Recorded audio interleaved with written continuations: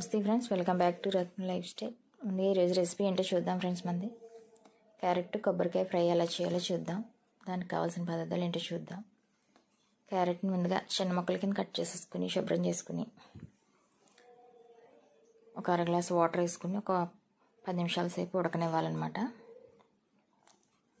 ఒక 10 నిమిషాలు ఉడికిన తర్వాత దించేసి పక్కన పెట్టుకుని స్టవ్ మీద వేరే బాణీ పెట్టుకుని 3 స్పూన్లు ఆయిల్ వేసుకుని ఆయిల్ కాగిన తర్వాత 4 వెల్లుల్లి రెప్పలు, అర టీ స్పూన్ మినపప్పు, అర టీ స్పూన్ శనగపప్పు, అర టీ స్పూన్ ఆవాలు, అర టీ స్పూన్ జీలకర్ర, 4 ఎండుమిర్చి, 2 రెబ్బలు కరివేపాకు వేసుకుని దోరగా వేగిన తర్వాత మనం ముందుగా ఉడకబెట్టి పక్కన పెట్టుకున్న క్యారెట్ని నీళ్ళన్నీ వాడిదేవేసి దాంట్లో వేసేసుకోవాలి.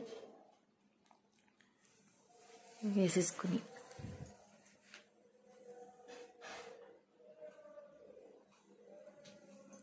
ఆల్రెడీ ఉడికిపోయింది కనుక ఎక్కువసేపు వేగ అవసరం లేదనమాట.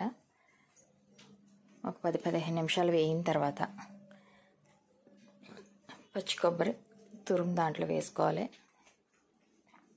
ఒక అరచక్క కొబ్బరి మిక్సీలో వేసుకుని వేగిపోయిన తర్వాత క్యారెట్ దాంట్లో వేసుకుని ఒక 10 నిమిషాలు వేగిన తర్వాత సాల్ట్ కూడా వేసుకున్నాం కదా, టేస్ట్ తగ్గ సాల్ట్, ఒక అర టీ స్పూన్ పసుపు కూడా వేసాం.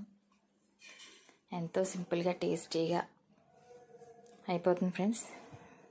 మీరు కూడా ఎలా ట్రై చేసి మీకు ఎలా కొంది మాకు కామెంట్ చేయండి. క్యారెట్ కొబ్బరికాయ ఫ్రై అన్నమాట.